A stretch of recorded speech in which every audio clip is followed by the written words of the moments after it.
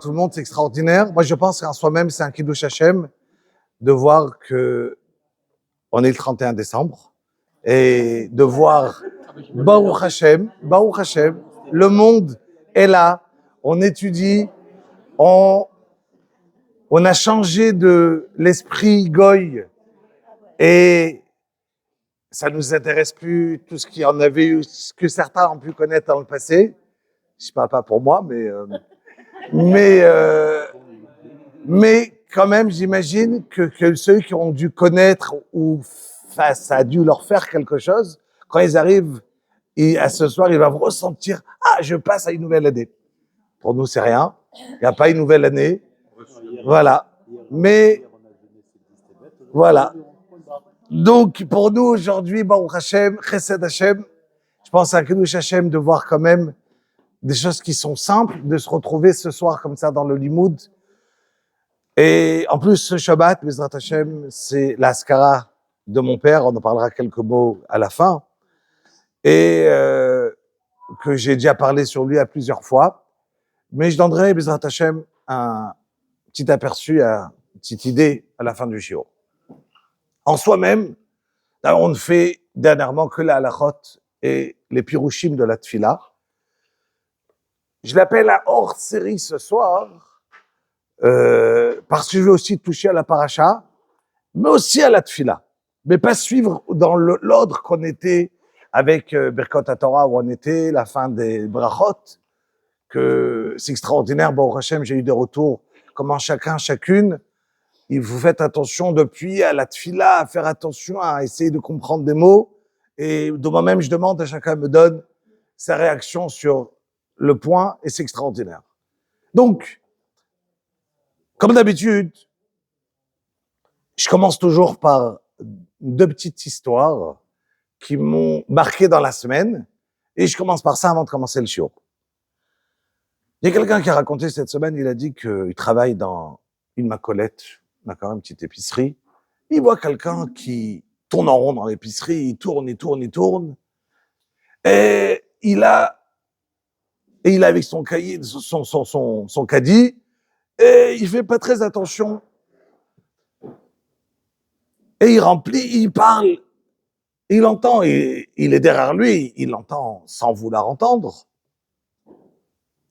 que la personne cherche du travail.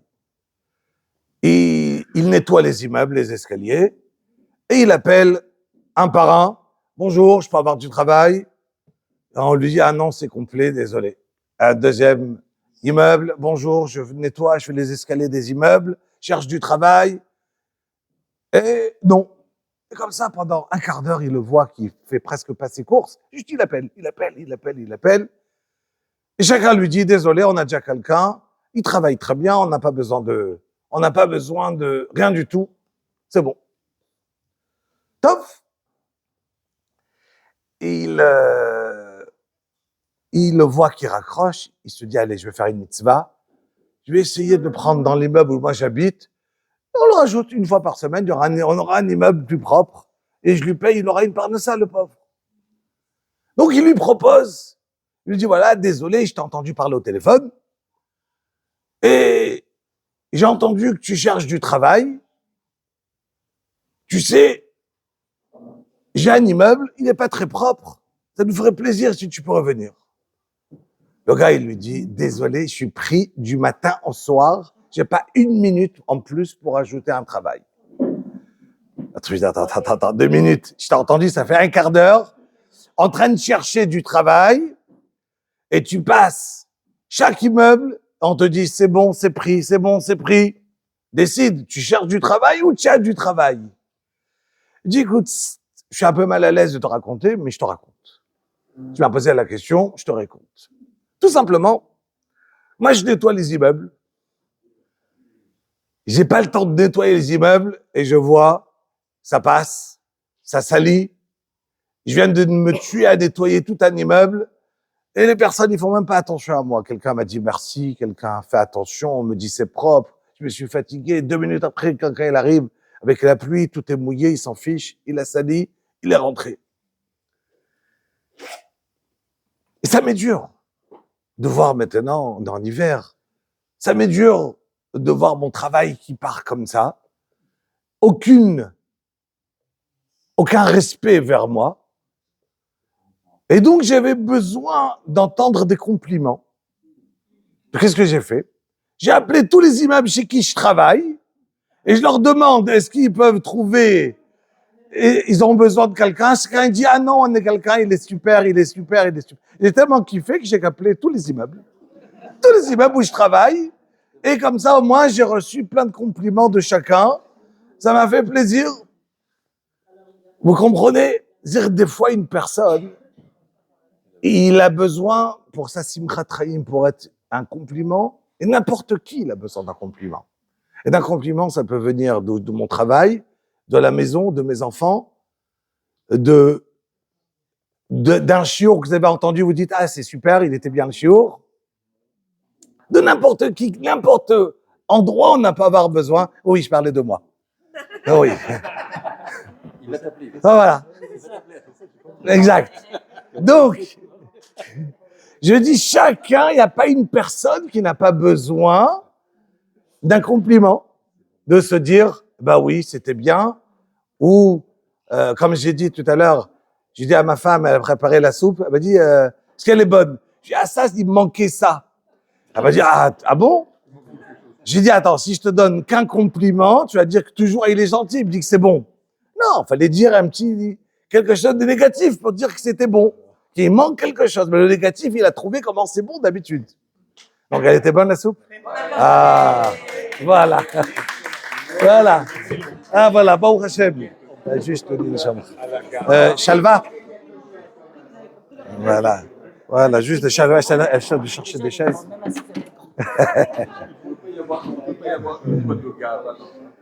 De gava, non. On a besoin, tout le monde a besoin pour ressentir bien, et c'est le émet. On a besoin d'un minimum, c'est d'une reconnaissance de quelqu'un. Donc, Rabotaï, on continue. Ouh là là, merci. Vous voyez, donc, l'importance de savoir dire à quelqu'un un compliment et à savoir que tout le monde attend un compliment. Dans le plus grand au plus petit. L'être humain, il a été créé d'une manière pareille et c'est pas honteux d'entendre un compliment. Et au contraire, comme on avait dit, si je vais dire merci et je vais dire ah de rien, ben je suis hypocrite. C'est pas vrai, je veux entendre merci. D'accord? Ah, ça fait plaisir.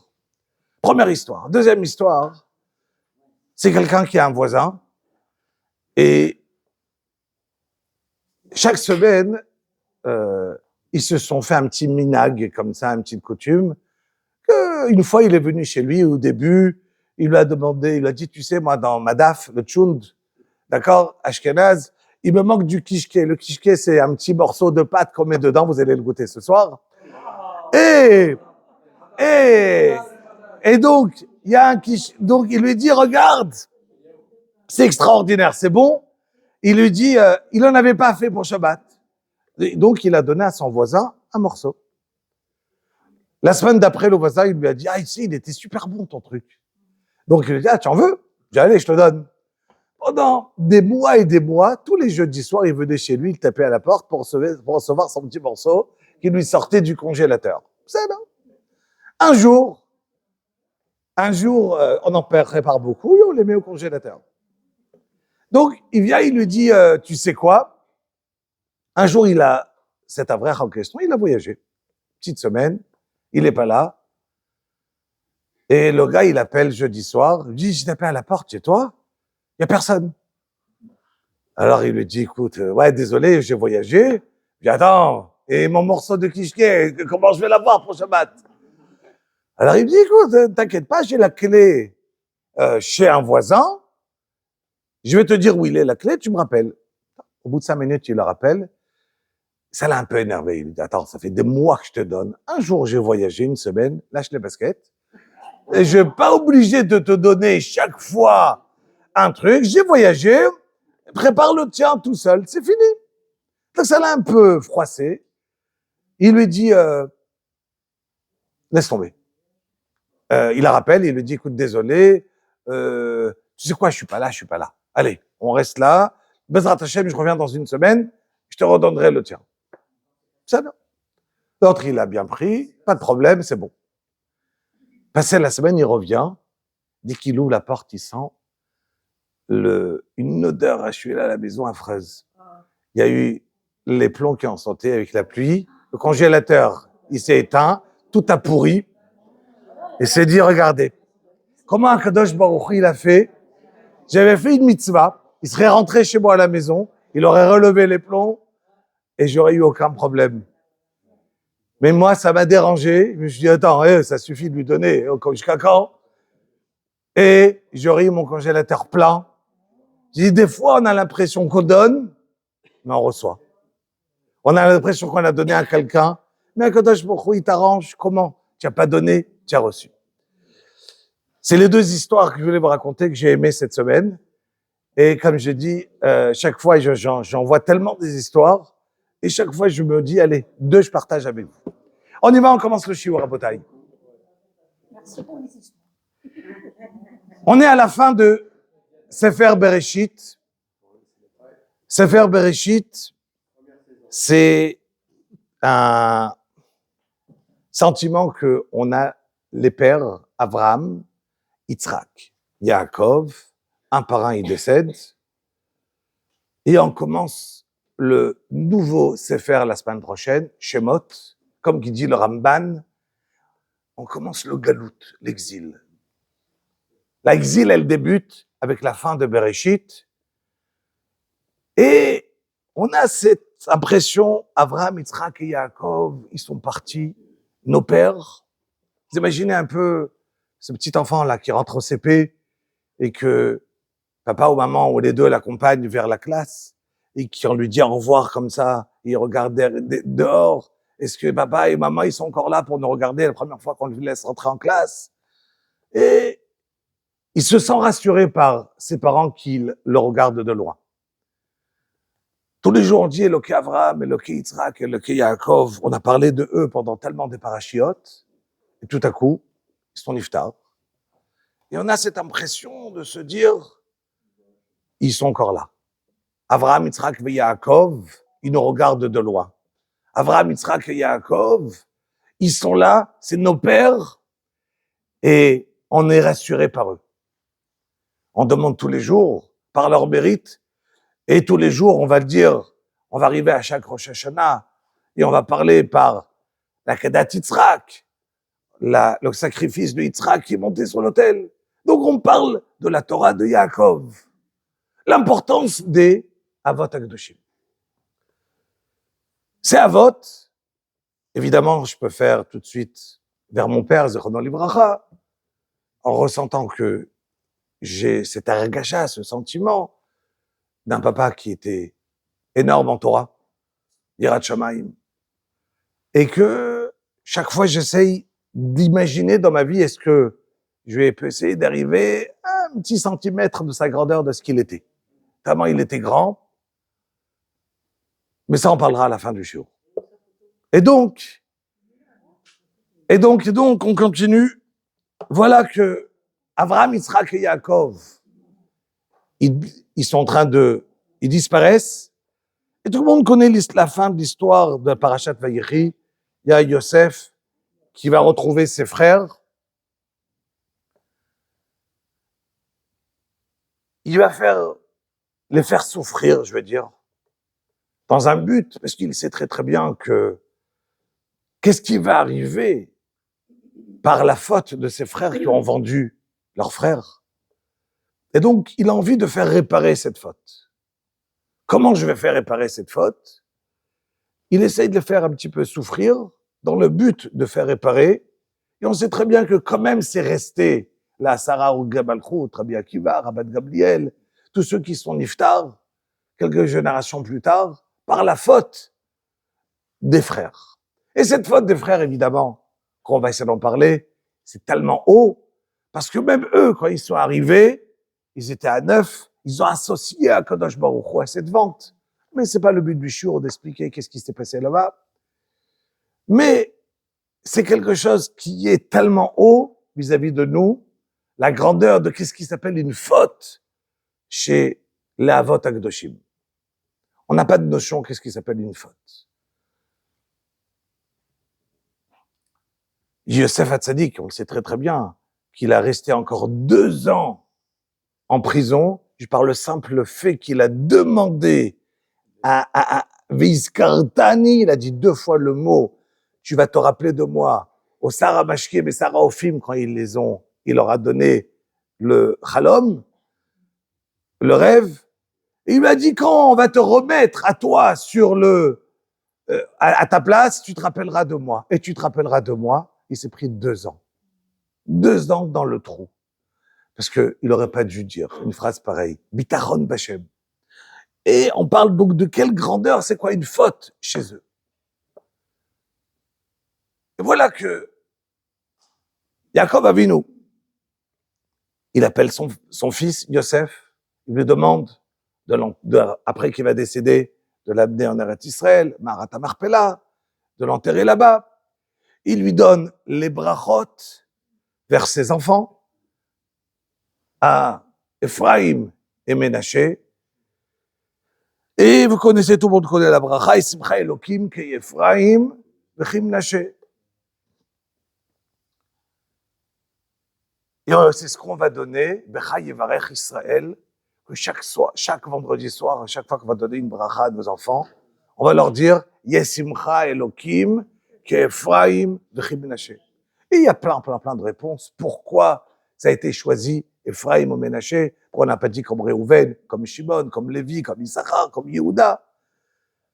La réponse connue, c'est que Ephraim ou Ménaché, ils n'ont pas grandi chez papa en Eretz Israël. Ils ont grandi en Mitzrayim, en exil. Et quand même, ils sont restés des grands. Grandir dans la maison de Yaakov, c'est une chose. Mais grandir en Égypte, chez papa qui est roi, qui avait toute la possibilité de devenir des gens autres que des grandes tzadikim. Et on souhaite à chacun dans le Kalal Israël que même si on va avoir en exil, on va sortir, on va passer toutes les difficultés qu'on aura, et c'est Bra Elokim qui est Ephraim Chim Naché. Donc la grandeur d'Ephraim Menaché, et bien voilà que tout le monde sait. Papa, Yaakov Avinu, il dit à Yosef, amène-moi tes enfants, et tout le monde connaît, il leur fait comme ça. Sikel et Yadav, il croise les bras. En disant à Yosef, je sais très bien que Ménaché c'est le plus grand, mais lui, de Ephraim, il y aura tant et tant qui va sortir, donc j'ai mis la main droite sur le plus petit. Il aurait pu tout simplement les échanger, leur dire, attends, viens ici, et pas mettre la main comme ça. On sait très bien que de faire honte à quelqu'un, déjà, c'est pas agréable comme ça, les bouger, ça aurait été encore plus. Et de faire honte à quelqu'un, tout ce qu'on peut diminuer dans ce qu'on peut faire honte, c'est ce qu'il a fait, Yosef. On raconte qu'il y avait un grand tzaddik, il était rave dans une choule, et il y avait le shamash, c'était en Lituanie, il faisait très froid. Et le shamash, il s'occupait pas de la synagogue le matin pour allumer la cheminée. Les gens, ils arrivaient, ils avaient froid. C'est qu'en vérité, il était vieux. Il devait fermer la synagogue le soir. Les gens, ils partaient tard. Le temps que les gens, ils arrivaient peu de temps après déjà pour la tefila le matin, d'autres personnes arrivaient et il n'avait pas le temps. Donc, ils ont voulu lui, entre guillemets, leur envoyer. Ils sont partis chez le Rav. Ils lui ont dit, est-ce que tu es d'accord qu'on le renvoie? Il a dit, écoutez, laissez-moi lui parler, on verra. C'était Rav Lubensky. Il est parti, il lui a parlé, il a fait comme s'il lui a parlé. Et dès ce jour-là, c'était le Rav qui venait tous les matins et qui allumait. Pendant des mois, c'était comme ça. Un jour, le Shabbat lui-même, il a pas dormi la nuit, je sais pas ce qui lui est arrivé, il a décidé d'aller lui-même allumer. Ce matin, les Animitrazek, j'y vais. Quand il arrive, il voit quelqu'un dans la cheminée en train d'essayer d'allumer les bois qui étaient mouillés en plein hiver. Et il lui dit, bouge. Et il bouge pas, il me donne un coup comme ça par derrière, en tant que, allez, laisse-moi faire mon travail. Tu sais pas allumer. Et l'autre, il a compris s'il va sortir, il va voir que c'est le rave, il aura très honte. Donc il sort pas. Et l'autre, il s'énerve. Allez, sors! Regarde, il bouge plus. Mais entre-temps, le feu, il a pris et il a commencé à se brûler. Et la personne, il voyait qu'il ne répondait pas, il est parti. Il est rentré chez lui à la maison, il était brûlé. Sa femme lui a dit, mais qu'est-ce qui t'est arrivé? Il lui a dit, écoute, on le sait très très bien, avec Yehuda et Tamar, quand Yehuda, ça lui est arrivé que Akadosh Baruch Hu lui a enlevé son libre arbitre. Ça, c'est une autre histoire. Tout le monde connaît l'histoire de Yehuda avec Tamar. Qu'Akadosh Baruch Hu, il voulait que le Mashiach, il vienne par là. Pour que le Mashiach, il va passer par une chose, ça, c'est une règle qui est connue dans la Kabbalah, dans la Rizal, que la Kedusha, elle est toujours, la sainteté, elle est dérangée par la Toum'a, l'impureté. Et donc, il faut trouver comment faire passer les choses. Hachem le Mashiach, il l'a fait passer par Kivyachol, comme si il y avait une Avera. Yehuda avec Tamar. Plus tard, David Amelech avec Bathsheba. Makara. Et de là est sorti le Mashiach. Davka. Davka par là. Spécialement par ici. Pourquoi? Akadosh Baruch Hu, il a enlevé le libre arbitre, il dit le Ramban, à Yehuda, pour que ça a l'air une Avera. Parce qu'on peut bien imaginer, ça suffit de savoir c'est qui Yehuda. Et comme qu'on va en parler un peu plus tard, je ne peux pas imaginer une chose pareille. Impossible. Impossible. Donc ça veut dire qu'Akadosh Baruch Hu, lui qui dirige le monde, des fois, Hachem, il change. Tu fais le tour, Hachem, il dirige le monde et de temps en temps, il enlève le libre arbitre à l'être humain pour faire sortir ce que lui, il a envie d'amener. Ce que Hachem, lui, il a envie d'amener, il enlève le libre arbitre. Tof. Voilà que arrive Yehuda. Excusez-moi. Arrive Yaakov Avinu et il dit, voilà, je vais dire, il a la chaise ici, il peut se mettre. Voilà. Pardon? Parce que tout le temps, il y a oui, le libre arbitre. Attention, il y a un téléphone dessus. Il y a un Bruno. Tu as ici ta place. Habod. Ou bien sur le fauteuil. Allez.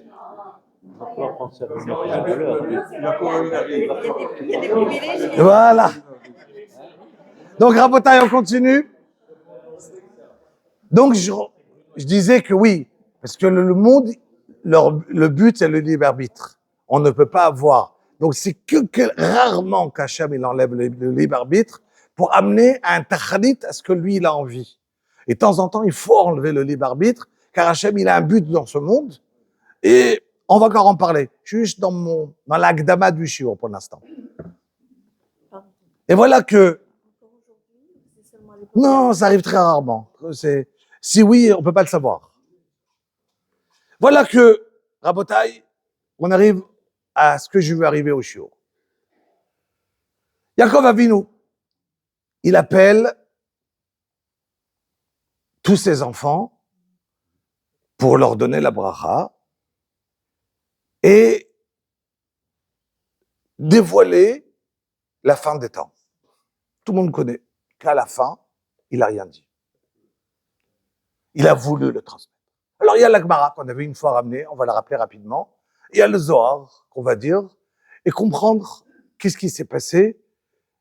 Et c'est ça l'essentiel du shiur de ce soir. Donc, Yaakov Avinu, il veut raconter à ses enfants qu'est-ce qui va se passer. Et tout à coup, il a plus le roi HaKodesh. Il a plus la névoie, la prophétie, et il ne peut plus transmettre à ses enfants. Ça l'inquiète. Il dit à ses enfants, deux versions. Est-ce que peut-être parmi vous, que sans le savoir, il y a quelqu'un qui est pas entièrement avec HaKadosh Baruch Hu? De la même manière qu'il y a eu Abraham Avinu. Il a eu Ishmaël. De la même manière qu'il y a eu Lechavod. Bon, Hashem. De la même manière qu'il y a eu Ishmaël qui est sorti d'Abraham, de la même manière qu'il y a eu Esav qui est sorti de Yitzhak, peut-être moi aussi j'ai un enfant qui va mal tourner. Et si moi j'ai un enfant qui va mal tourner, il faut bien comprendre. Abraham Avinu, dans Abraham, il y avait une partie encore qu'il fallait nettoyer. Elle a été nettoyée par Ishmaël. Dans Yitzhak, il fallait encore nettoyer une partie jusqu'à que Yaakov Avinu, c'était entièrement propre. Mais il s'est inquiété à la fin de sa vie. Il se dit peut-être un de mes enfants, sans que je le sache, il n'est pas entièrement. Dans le Zohar, c'est écrit un autre mot. Peut-être vous avez un reproche à Hachem. Tout ce qui s'est passé dans la vie, Yaakov Avinu, il a souffert toute sa vie. Il n'a pas arrêté de souffrir. Aujourd'hui, on parle de lui. Waouh, Yaakov Avinu, Brira Avot, c'est un des 4 piliers du trône céleste. C'est extraordinaire. Mais, en fait compte, toute sa vie, il a souffert. Peut-être dans votre tête, dans votre cœur, Yesh Belliprem, il dit le Zohar, un reproche à Hachem. Comment on peut être autant de sadique et souffrir autant? Tout de suite, ils disent, les enfants, Shema Yisrael, Hachem Elokeinu, Hachem Echad. Donc, Shema Yisrael, écoute Israël, papa Yaakov Israël s'appelait, Yaakov Avinu. On croit en Akadosh Baruch Hu sans aucune question. On n'a pas de doute. Et tout de suite, tout le monde connaît, il dit Yaakov Avinu, Baruch Shem Kevod Malchuto, Leolam Vaet. Le shiur, il est basé dessus. C'est quoi Baruch Shem Kevod Malchuto, Leolam Vaet? À savoir, nous les hommes, on doit faire tous les jours Kriyat Shema. Matin, soir. Les femmes aussi, vous avez l'obligation de dire Kriyat Shema, mais pas dans une horaire précise, avant d'aller dormir, avant Kriyat Shema. Le but de Kriyat Shema, c'est 2 choses. Recevoir sur nous le Ol Malchut Shamaim, recevoir sur nous le joug d'Akadosh Baruch Hu, recevoir sur nous les mitzvot, être d'accord avec Akadosh Baruch Hu, ça on doit le faire tous les jours. Et il y a une mitzvah de lire le Kriyat Shema. Nous, de lire le Kriyat Shema, c'est nous les hommes. Les femmes, recevoir aussi le joug d'Hachem. Et ça, on le sait très bien, chaque juif, il espère que dans ces derniers instants, qu'il aura la tête encore lucide pour pouvoir dire cette phrase, Shema Yisrael, Hachem Elokeinu, Hachem Echad. Mais il y a écrit dans la halakha, et c'est ramené dans le Mishnah Moura, le Chafetz Chaim, que si quelqu'un il fait Shema Yisrael, Hachem Elokeinu, Hachem Echad, il n'a pas eu la kavana. Il pensait à cet instant à la banque. Il pensait à cet instant à autre chose. Il n'a pas pensé à ce qu'il doit penser pendant ce pasouk. Il n'est pas quitte. Il doit recommencer le Kriyat Shema. C'est la même chose dans la bracha de la Hamida. Jusqu'à Magen Avraham, Eloké Avraham, Eloké Yitzhak, Eloké Yaakov, jusqu'à Magen Avraham. S'il a pensé à autre chose, il n'est pas quitte. Le problème, c'est que là-bas, il ne peut pas recommencer parce que c'est une bracha. On ne fait pas une bracha levatala, on ne recommence pas. Mais on a un problème de ne pas avoir la kavana. Mais dans le Shema Yisrael, si j'ai pas pensé à Shema Yisrael, j'ai pas fait, qu'est-ce que je dois faire? On recommence. Et si tu as encore une fois pensé à quelque chose pendant que tu as fait Shema Yisrael, Elokeinu, Hachem Echad, ton téléphone il a sonné, et ça t'a passé par la tête, tu recommences Shema Yisrael. Et tu recommences jusqu'à que ta tête, elle est propre. 100%. Tu recommences une fois, 2 fois, 3 fois, et tu le dis bien. Il y a le Mishnah Berurah. Attention. C'est pas seulement le premier pasouk de Shema Yisrael, c'est aussi Baruch Shem Kevod Malchuto Leolam Vaed. Si je n'ai pas eu la kavana, mais ça veut dire quoi ce pasouk? Si je la connais pas, j'ai pas eu la kavana. La kavana, c'est la compréhension de ce pasouk. Mais qu'est-ce que ça veut dire ce pasouk? Baruch Shem. C'est quoi ce pasouk là de Baruch Shem Kevod Malchuto Leolam Vaed? Pourquoi nous on le dit à voix basse? La Gemara, elle nous raconte quelque chose. Le Midrash nous raconte une autre idée, ça se rejoint. On va le dire. La Gemara nous dit pourquoi on le dit à voix basse? Parce que Yaakov Avinu, il a dit Shema Yisrael, Hashem Elokeinu, Hashem Echad, Baruch Shem Kevod, Mais Moshe Rabbeinu, il n'a pas dit. Dans la Torah, il n'y a pas écrit. Quand on va lire la Torah, la paracha de Shema Yisrael, Hashem Elokeinu, Hashem Echad, tout de suite, il y a écrit Ve'ahavta et Hashem Elokecha b'chol levavcha, b'chol nafshecha, b'chol meodecha. Il n'y a pas écrit Baruch Shem Kevod Malchuto L'Olam Vaed. Ça veut dire que Moshe Rabbeinu, il nous l'a pas dit, mais Yaakov Avinu, il a dit. On fait comme qui? Comme Yaakov ou comme Moshe? On ne sait pas quoi faire. On le dit doucement. Explication de la Gemara. Très bien. Explication du Midrash. C'est ramené dans la halacha, le tour. Quand Moshe Rabbeinu il est monté en haut pour recevoir la Torah, alors il a entendu les malachim qui donnaient des louanges à Akadosh Baruch Hu. Et c'était quoi la louange? Baruch Shem Kevod Malchuto Leolam Vaed. Moshe Rabbeinu Kivyachol, comme si il a volé cette louange des malachim. Moshe Rabbeinu, il a dit, c'est dangereux de le dire. Les malachim, ils peuvent nous faire des problèmes. On le crie pas. On le dit doucement. On a peur des malachim. Comme ça écrit dans le tour. On a peur des malachim et on le dit Baruch Shem tout doucement. On a peur. C'est bien que personne n'a sauté encore. Et comment je l'ai dit fort? Pour moi, j'ai pas eu peur là maintenant. Baruch Shem, je viens de le crier. Et on n'est pas Yom Kippour. Non. Si je dois avoir peur, je dois avoir peur tout le temps. Si je dois avoir peur, je dois avoir peur tout le temps. Baruch Shem, Kevod Malchuto L'Olam Vaed. C'est dit Bruno? Alors Bruno, il donne une idée. Est-ce que toute la différence, tout le issour, il est de le dire dans le schéma ou pas? D'accord?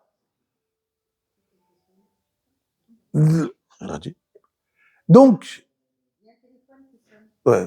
Donc si, Rabotaï, on continue, ça s'est arrêté. C'est la kavana, non. Alors, de quelle raison, comment je peux me permettre à dire maintenant fort Baruch Shem? Alors, je vous pose la question déjà, est-ce que vous savez où on dit Baruch Shem? En dehors du Kriyat Shema. Anabekouar, super. Numéro 1.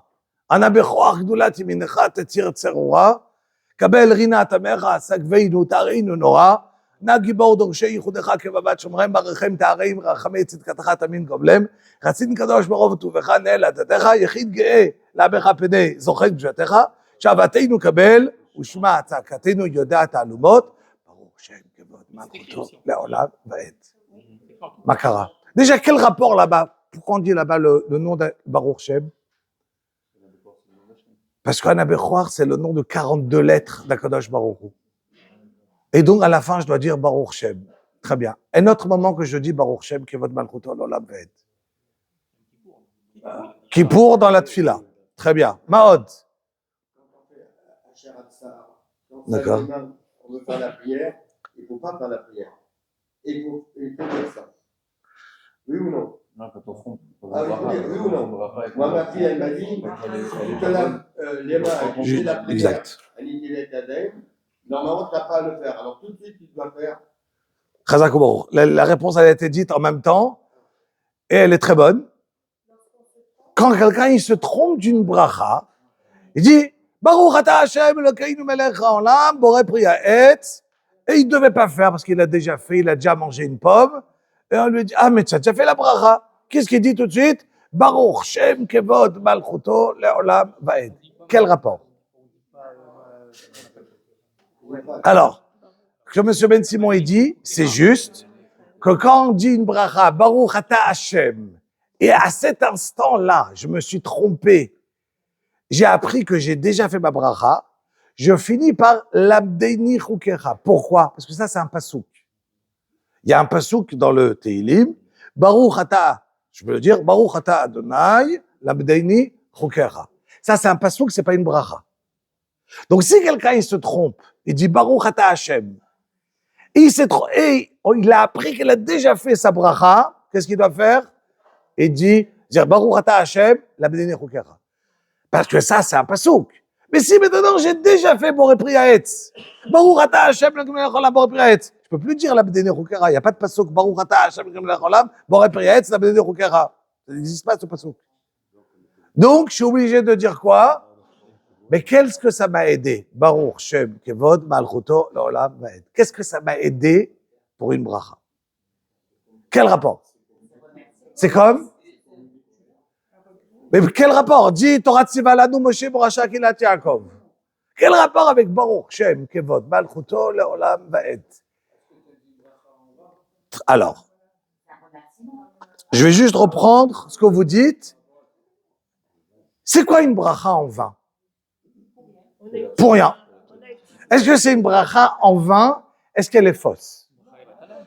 Imaginez que maintenant, moi j'ai pas envie de boire maintenant, et je fais une bracha. Baruch ata Hashem Elokeinu melech haolam she'akol niya bidvaro. Ça veut dire quoi she'akol niya bidvaro? Que tout a été créé par sa parole. C'est vrai ou c'est pas vrai? Alors pourquoi j'ai un problème? Pourquoi je peux pas dire Baruch ata Hashem Elokeinu melech haolam she'akol niya bidvaro? Mais il n'est pas en vain, j'ai béni Akadosh Baruch Hu, béni, pas dans le sens bénir comme qu'on a dit, j'ai pris conscience qu'Akadosh Baruch Hu, c'est lui la source de la bénédiction, et que tout a été créé par sa parole. Mais qui a dit que si j'ai pas bu, et alors si j'ai pas bu?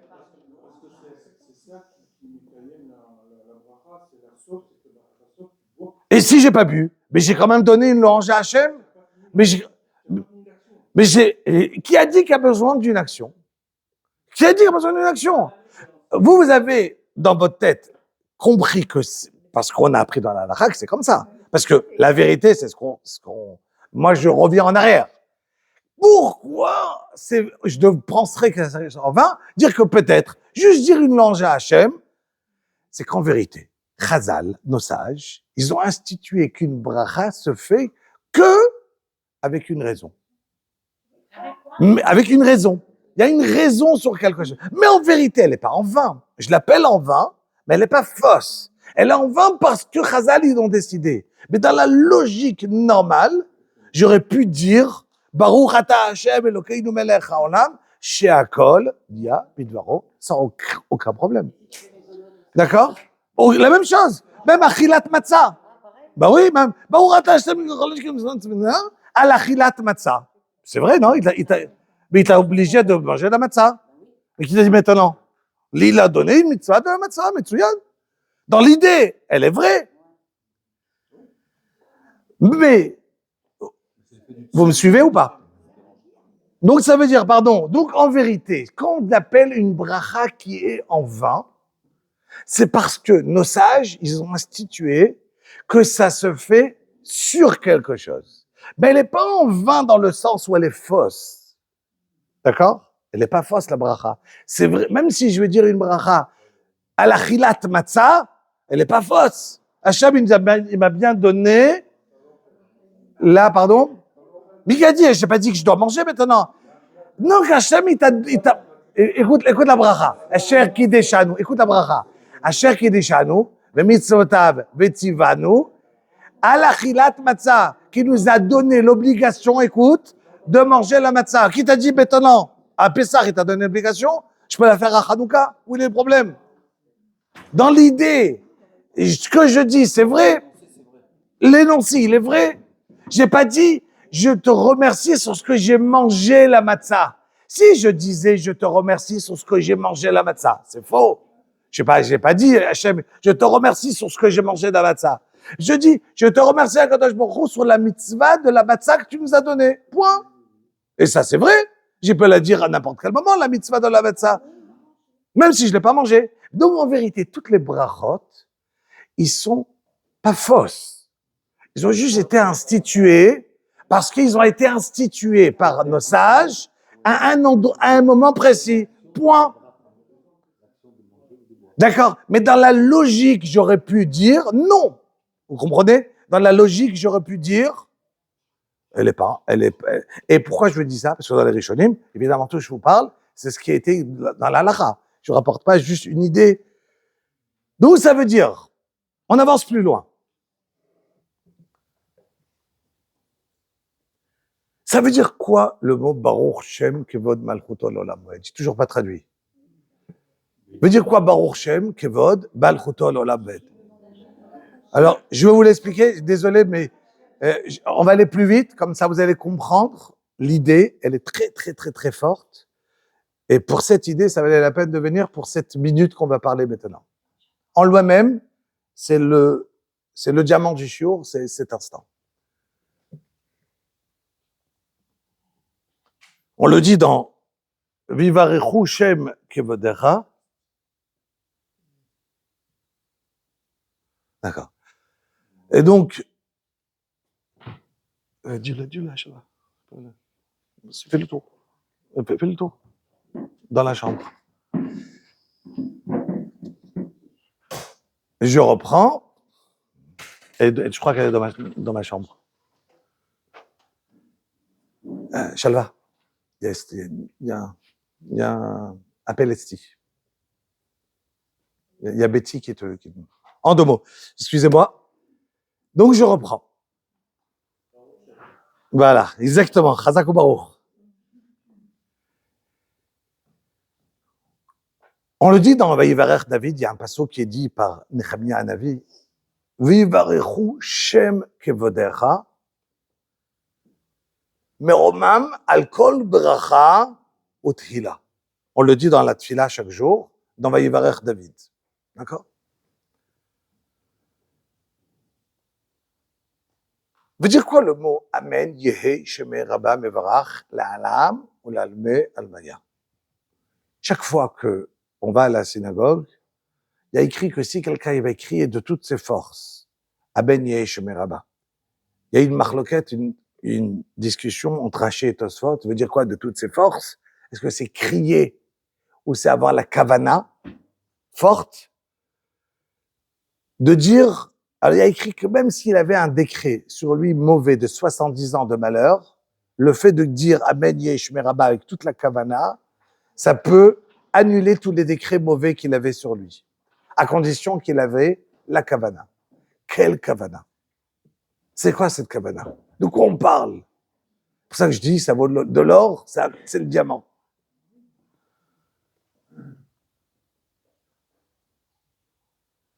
Baruch Shem Kevod Malchuto. C'est quoi Kevod Malchuto? Le Kavod d'Hashem. Le Kavod d'Hashem. Vivarechu Shem Kevodecha. Tout le monde entier, il a été créé en l'honneur d'Akadosh Baruch Hu. Tout ce que j'ai parlé, tout ce que j'ai créé dit Hachem, je l'ai créé en mon honneur. Ça veut dire quoi? Hachem nous a créés dans un monde et mon tafkid, ma mission, mon rôle dans ce monde a toute une vie, dès qu'on est né jusqu'à notre dernier souffle, c'est voir Akadosh Baruch Hu dans le monde. Et découvrir le kavod d'Hachem, voir que tout ce qui a l'air caché dans le monde, c'est en vérité, c'est Akadosh Baruch Hu. Hachem, il s'est mis dans le monde à chaque endroit. Et moi, tout ce que je peux lui donner comme Tehila, tout ce que je peux donner comme louange à Hachem, c'est en fonction de ce que j'arrive à voir. Je peux pas aller plus loin que ce que j'arrive à voir. Donc, Vivarechu Shem Kevodecha, ça veut dire tout ce que j'arrive à te donner comme bracha à toi, Kadosh Baruch Hu, c'est en fonction de chaque être humain, qu'est-ce qu'il a réussi à comprendre à Kadosh Baruch Hu dans le monde. Donc chacun ici, il a un degré différent dans la Teila, dans la louange vers Kadosh Baruch Hu. Où tu arrives à donner une louange à Hachem. En fonction de ce que ta perception d'Akadosh Baruch Hu. Et plus tu vas aller plus haut, et plus tu vas arriver très haut. Bien qu'Akadosh Baruch Hu, lui-même, il est Meromam, il est plus haut que n'importe quelle louange qu'un être humain il peut imaginer. Il n'a rien besoin, et il est plus haut que tout. Faites attention, c'est profond, mais c'est important. Ce qui veut dire que Akadosh Baruch Hu, lui, n'a rien besoin. C'est de la règle toujours numéro 1. ni qu'on lui donne des louanges. Mais mon travail à moi, il est d'arriver à comprendre ce que j'arrive à comprendre dans ce monde pour louer Akadosh Baruch Hu. Et plus je vais voir dans ce monde qu'Akadosh Baruch Hu, il est là, et plus le nom d'Akadosh Baruch Hu, il va grandir. Yehei, Shemé, Rabba, que le nom d'Akadosh Baruch Hu, il s'agrandit. Comment? Par la destruction d'Amalek. Par le fait que moi, je vais regarder qu'Akadosh Baruch Hu va donner sa présence dans le monde encore et encore et encore. Par ainsi, le nom d'Akadosh Baruch Hu, il va s'agrandir. La traduction de Baruch Shem Kevod Malchuto L'Olam Vaed, c'est Amen Yesh Merabah Mevarach. C'est lié. Un, je le dis doucement. Un, je le crie. Je le crie parce que c'est en araméen et j'ai pas peur. Les malachim, ils comprennent pas l'araméen. J'ai pas peur. J'ai pas peur. Hachem, il l'aura pas appris. Hachem l'aura pas appris. Et donc, depuis, je peux crier Amen Yesh Merabah à la place de dire Baruch Shem Kevod Malchuto doucement. Regardez l'importance de Kaddish. Amen Yesh Merabah. Parce que Moshe Rabbeinu, il a eu peur de dire Baruch Shem Kevod Malchuto L'Olam Vaed. Baruch, que ça se dévoile, mais Kor HaShefa, le nom Hashem, Kevod Malchuto, le Kavod de son royaume, L'Olam Vaed à toujours. Et dit Chazal que depuis que le Beth Amikdash il a été détruit, on sait très bien que les malachim, ils ont combien d'ailes? 6. Et depuis que le Beth Amikdash il a été détruit, ils ne volent qu'avec 4. Ils ont replié 2. Et c'est qu'est-ce qui a écrit sur chaque aile? Baruch Shem Kevod Malchuto L'Olam Vaed. Quelle aile ils ont replié? Kevod Malchuto. Depuis que le Beth Amikdash il est plus là, le Kavod d'Akadosh Baruch Hu, il a diminué, il est plus là. Le Beth Amikdash il va être détruit et nous on est tout en bas et on peut faire la pire des choses dans le monde et il n'arrive rien.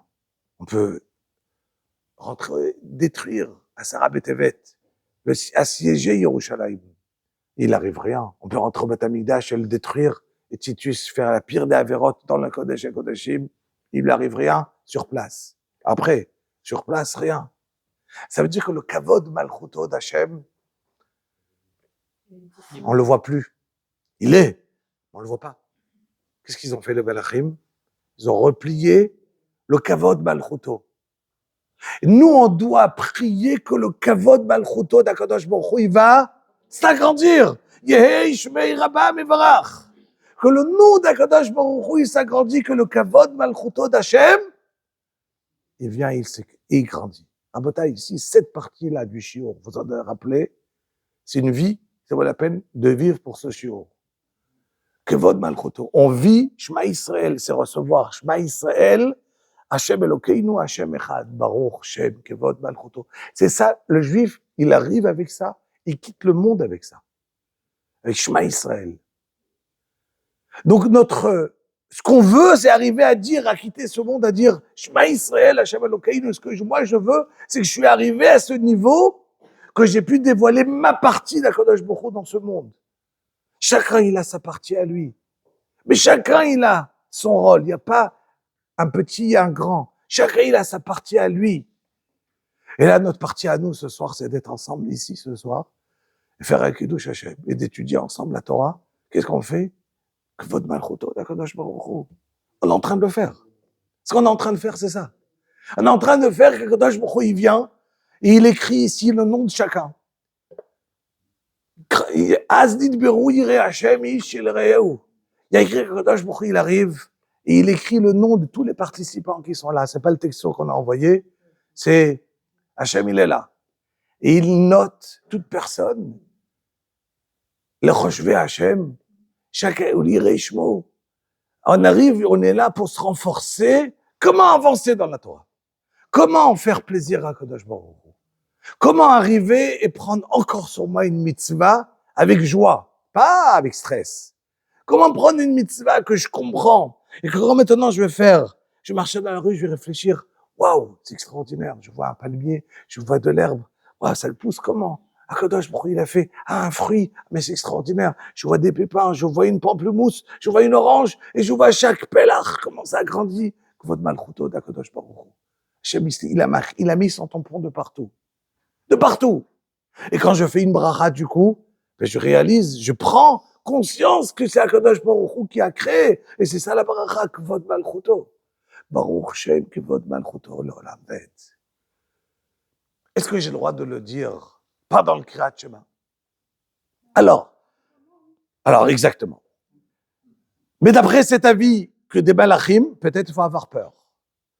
Mais en tout cas, le Ben Ish Chai, il rapporte dans Parashat Vayera que quand on fait Kriyat Shema, Rabotai, nous les hommes, surtout, on fait Shema Yisrael, Hashem Elokeinu, Hashem Echad, Baruch Shem, Kivod Malchuto, Leolam Ved. J'ai pas le droit d'enlever la main, parce que j'ai fini, Baruch Shem, Kivod Malchuto.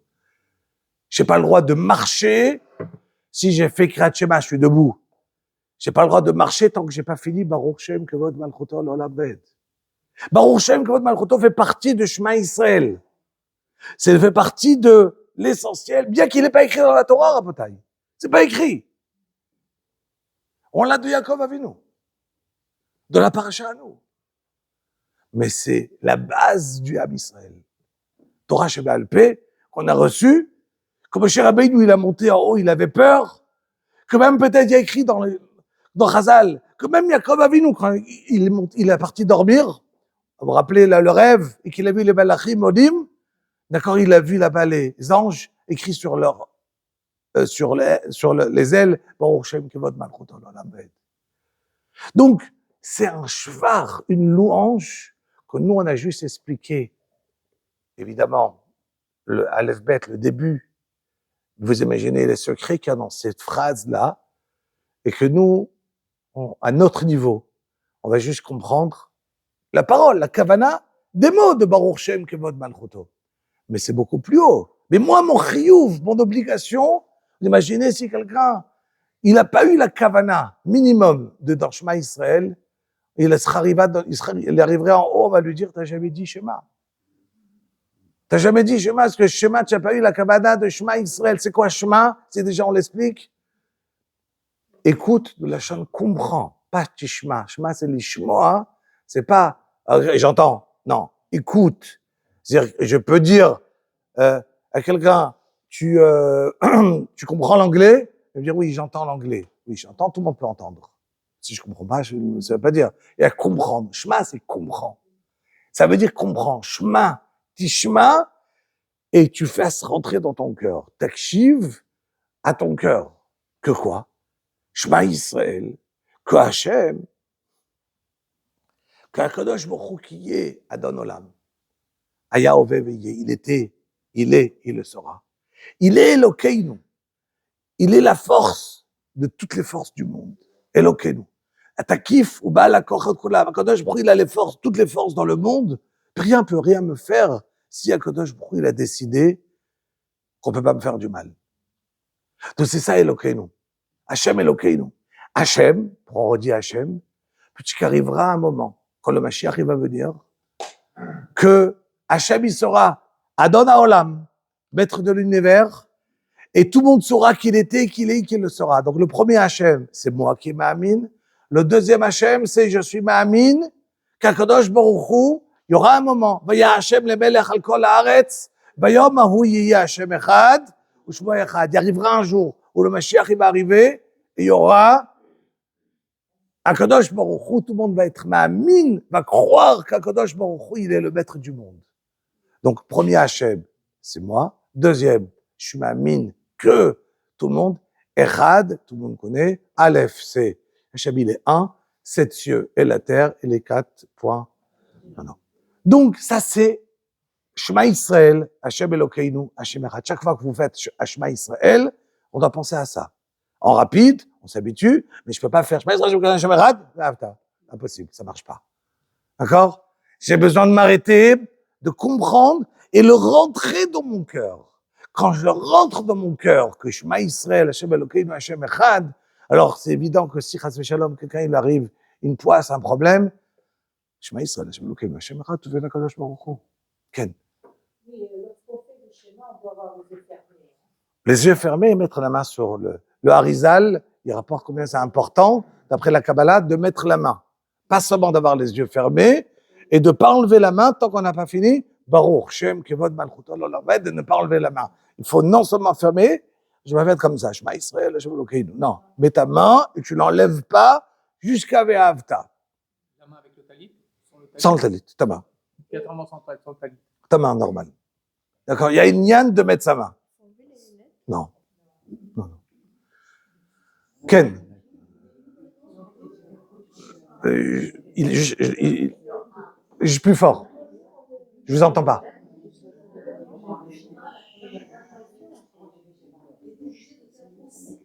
Ah, alors faut le savoir. Il y a une partie.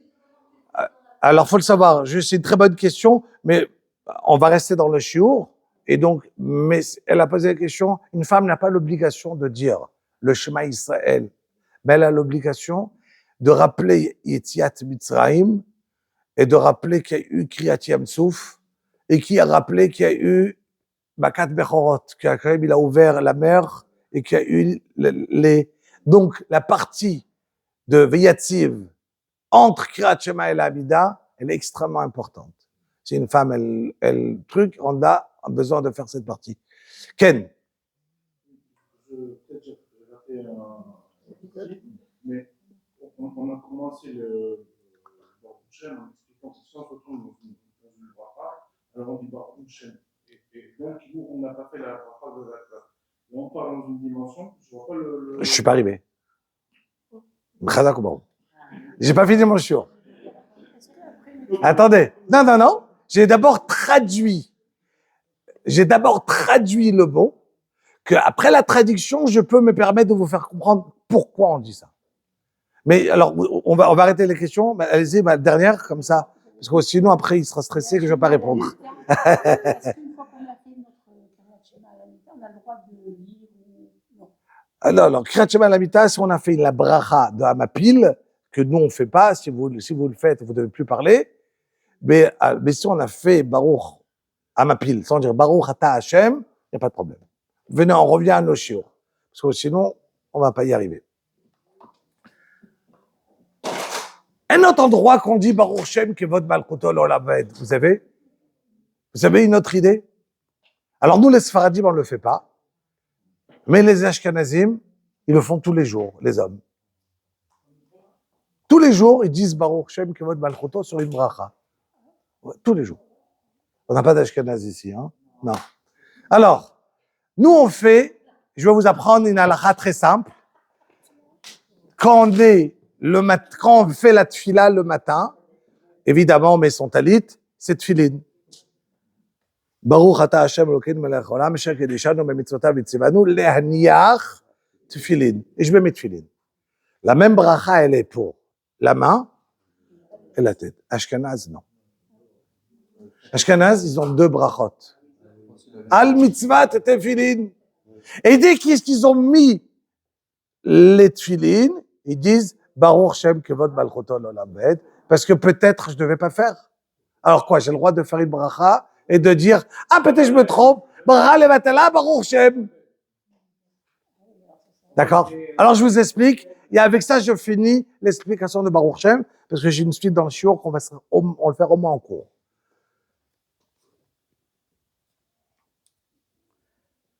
Baruch Shem ne vient pas. Il y a deux manières de le comprendre, ça veut dire quoi? Quand quelqu'un fait une bracha, et il a fait une bracha, on a dit en vain. Mais elle n'est pas en vain parce qu'elle n'est pas fausse. Elle est juste pas appropriée. Les Chazal, ils ont décidé que tu ne dois pas la faire si tu n'as pas consommé quelque chose maintenant. Mais en vérité, elle est vraie, la bracha. Donc ça veut dire que j'ai sorti le nom d'Akadosh Baruch Hu et je ne l'ai pas suffisamment agrandi à quelque chose. qu'est-ce qu'on t'a dit tout de suite? Dis Baruch, Shem, et tu comprends qu'est-ce que ça veut dire, et tu dois agrandir le nom d'Akadosh Baruch Hu, pas par un aliment que tu vas comprendre, que l'aliment, en le mangeant, c'est par ça, mais en dévoilant le kavod d'Akadosh Baruch Hu, par ta parole et non par l'aliment. Le Baruch Shem, il vient et il t'élève, qui veut dire que deux manières de le comprendre. Ou c'est un tikkun, c'est une takana, ou c'est une tchouva. C'est deux manières dans la halakha qui a été ramenée. C'est les deux mots. C'est une différence, mais je vous rentre pas trop dans les différences, d'accord? Et pourquoi comme ci, pourquoi comme ça? Mais c'est deux chemins qui sont cités. Quand quelqu'un, il a pris un aliment, et il a dit le nom d'Akadosh Baruch Hu, il est obligé d'agrandir le nom d'Akadosh Baruch Hu. Ou par le fait que Razal, ils ont décidé qu'en consommant, je vais comprendre et ressentir que j'ai une oda'a, un remerciement vers Akadosh Baruch Hu. Ou bien tu vas essayer de te concentrer, comprendre que ton rôle, il est d'agrandir en toi-même, dans ta vie, le nom d'Hachem. Baruch Shem, donc c'est une forme de tchouva, une forme de tikkun, en disant cette phrase-là, qui vient être metaken, la phrase que j'ai dit en vain. Je dis bien en vain parce qu'il ne fallait pas le dire. Ça veut dire que nos sages, ils nous ont donné comment s'en sortir. Mais c'est pas le droit de dire une bracha et de dire juste après Baruch Shem Kevod Malchut Olam Vaed. Ah, je le fais dans les tefilines. Et ça, c'est une question très sérieuse. Pourquoi je le fais dans les tefilines? Parce qu'en vérité, l'après la halakha, nous, on est passé comme le Rambam, mais d'après Tosfot et d'après plusieurs grands rishonim, on est obligé de faire deux brachot. Mais il y a une grande discussion dans nos maîtres d'il y a 800, 900, 1000 ans, le Rif, le Rambam, Tosfot, Rashi. Est-ce qu'on fait une ou deux brachot?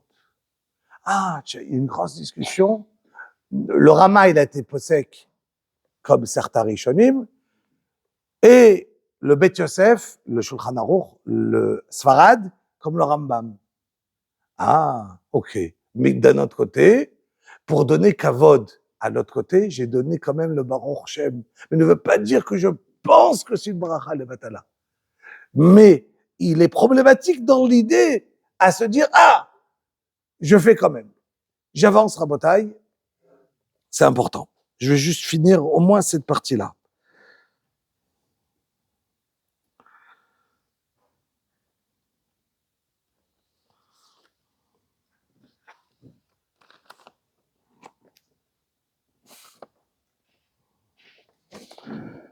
Juste finir cette partie de la paracha Rabotai qui est très importante. Les frères Yosef, Yosef, après qu'Yaakov Abinu il est niftar, ils vont monter pour l'enterrer en Eretz Israël. Au retour, les frères, ils se disent, est-ce que Yosef va vouloir peut-être se venger? Ils viennent chez ses frères, chez Yosef, ils lui disent, ton père, il a ordonné de pas nous faire du mal. On le dit en phrase simple. Yosef, il leur dit une phrase extrêmement importante. Il leur dit, regardez, vous étiez vous tous les frères. Vous avez pensé me faire du mal. Vous m'avez vendu comme esclave. Je suis devenu le roi d'Égypte. Vous pouvez être tous contre moi et impossible de me faire du mal si Hachem, il n'a pas décidé. Est-ce que vous croyez que moi, contre vous tous, je vais réussir? Est-ce que je suis à la place de Dieu? J'ai aucune force. Regardez, ce que vous étiez, tous les frères ensemble, vous n'avez jamais réussi contre moi. Parce qu'Hachem, il n'a pas décidé. Hachem, il a décidé de transformer le mal en bien. Alors, vous croyez que moi, même si j'ai envie de vous faire du mal, je peux réussir? Je peux rien faire. Vivre avec un bitachon dans la vie Rabotai, c'est extrêmement important. Chacun, comme je disais, il a ses galères. Et mon père, Zechron Livracha, quand j'avais 2 ans, j'avais raconté un accident de voiture. Il partait donner, on habitait Nice, et il partait donner shiur à Marseille, chez un certain Rav Rumi, et qui pour donner, vous connaissez? Ah, la yeshiva, exactement. Donc mon père, c'était un très grand Talmid Chacham qui donnait des shiurim en Gemara. Il était Rosh Kollel à Nice, avec mon oncle Rabbi Moshe Evgi, et Zichronam Livracha, et il a décidé donc d'aller à Marseille pour donner shiur. À un certain moment, il a donné le volant à quelqu'un, et ça s'est mal passé, et aux alentours de Aubagne, il y a eu un accident. Mon père, il était 6 mois dans le coma, ma mère 3 semaines, et vous imaginez, moi je suis le dernier d'une famille, 8 enfants, donc les 2 parents dans le coma, et les parents, les enfants distribués un peu de partout, parce que tout simplement, moi je me suis pris là sur le front, mais j'avais rien, quoi. J'ai été éjecté par la voiture, et on m'a retrouvé un peu plus loin, juste blessé, mais rien.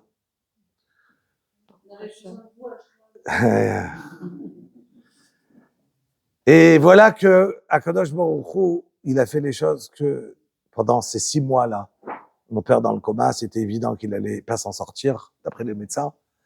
Il y avait Rav Lionel Cohn, Rav Cohn de Marseille, si quelqu'un a connu. Philippe, voilà.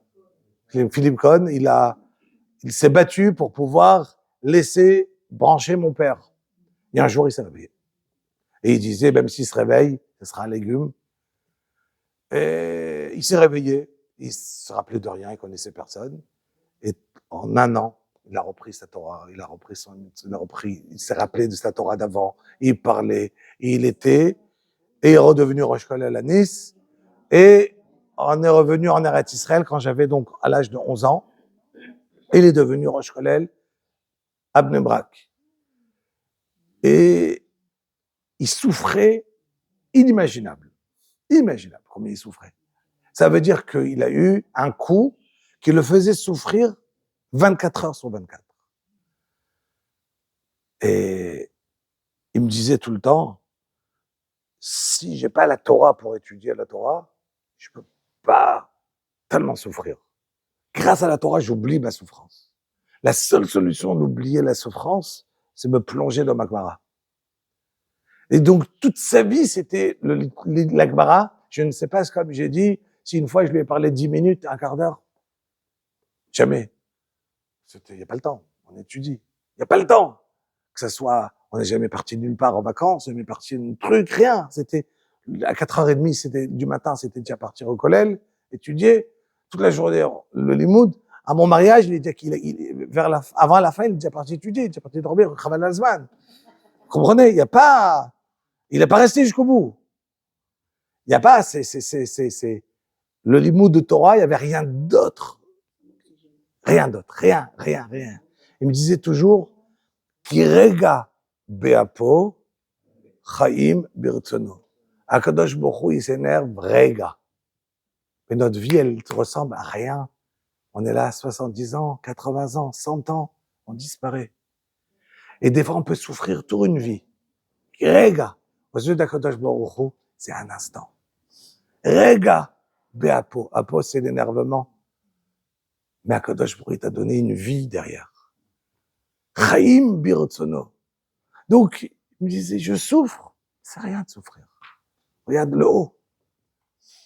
Et il nous a donné dans la maison la force de la Torah, l'amour de la Torah, une Torah qui est sans aucune condition.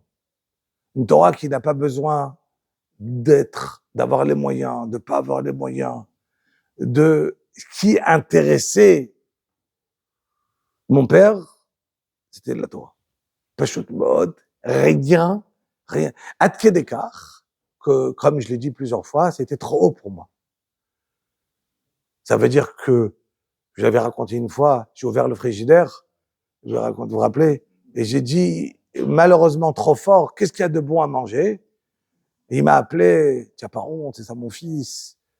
Tu ouvres un frigidaire, tu manges pour ton ventre, parce que ça va être bon. On mange pour étudier la Torah. Depuis quand? On mange parce que c'est bon.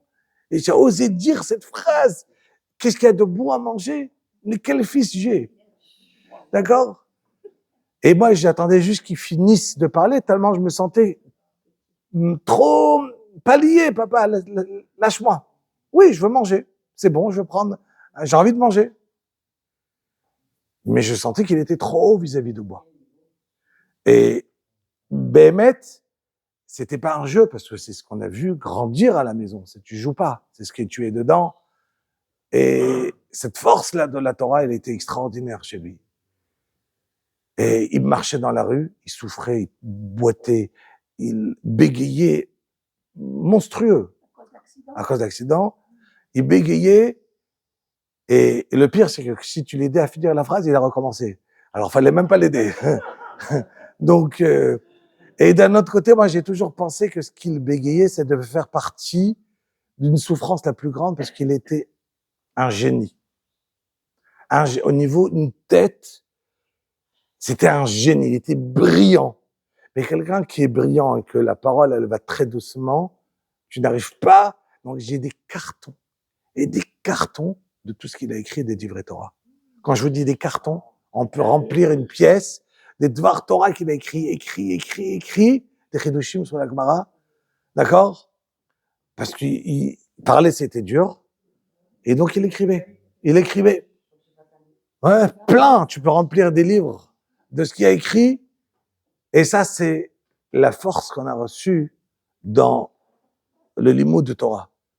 C'est jamais plein vers HaKadosh Baruch Hu. Jamais, jamais, jamais. Jamais plein vers HaKadosh Baruch Hu. Pourquoi j'ai ci? Pourquoi j'ai ça? Pourquoi j'ai mal? Pourquoi j'ai pas mal? Et donc, depuis l'âge de 37 ans qu'il a eu l'accident. Et il prenait des médicaments à gogo. Je sais pas si c'est ça qui l'a ramené. Mais à la fin de sa vie, il a eu la maladie. C'est avec ça qu'il est décédé à 62 ans. Et il est parti avec la souffrance. Et je vous raconte comment il est parti. Et avec ça, on finit le shiur. Il est Niftar Yudalet Tevet. Donc, ça se fait ce Shabbat. Et il est tombé dans le coma. Il a perdu connaissance, le soir de Sukkot, le premier soir de Sukkot. Et il y avait mon frère, donc il était avec lui. Il lui a fait kidouche et rentre à la fête de Sukkot. Et il dit à mon frère, regarde, je suis à la fin, je me sens pas bien. Et mon corps, il ne fonctionnait plus. Il lui dit, mais donc des mitzvot, il ne reste pas beaucoup de mitzvot à faire. Même la soukha, il est pas tour, il est à l'hôpital. Mais je peux faire une mitzvah de tout cœur.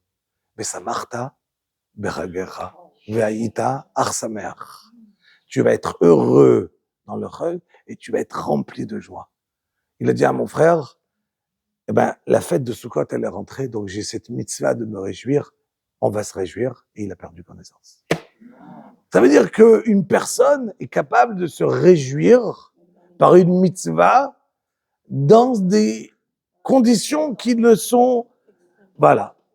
Alors, ce que j'ai dit toujours, on essaye d'avancer, d'apprendre, mais on a eu le srout à la maison de voir un tzaddik qui était entièrement, que Baba Saleh, il adorait, quand il était à Fublen, à Baba Saleh, quand il était en France, ceux qui ont connu Fublen, et quand ils étaient, Rav de Yosef, quand il était venu à Nice donner shiur, il avait parlé avec mon père Belimoud, il devenait fou, parce qu'il était un génie.